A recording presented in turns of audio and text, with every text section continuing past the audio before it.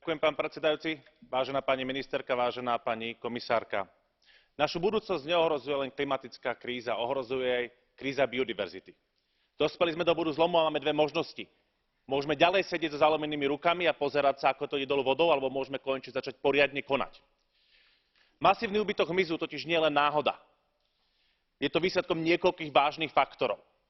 Je tu klimatická zmena, sú tu invazívne druhy, ale v prvom rade je tu poľnohospodárska politika a ďalšie používanie nebezpečných pesticídov, ktoré prispievajú k úbytku opeľovačov. Ako je možné, že z našich daní financujeme aktivity, ktoré toto spôsobujú? Potrebujeme zmenu. Zmenu, ktorá prinesie poľnohospodársku politiku, ktorá pomôže ochrániť biodiverzitu, včely, ale aj pomôže farmárom v tomto snažení. Podporu pre vedu, aby sme mali dosť poznatkov o tom, kde máme problém. A transparentnú a zodpovednú politiku komisie, ktorá bude počúvať vedcov a nielen selektívne vybrať to, čo sa hodí. Občania potrebujú akciu. Chcú riešenie, ktoré im vlády a aj komisia musia priniesť.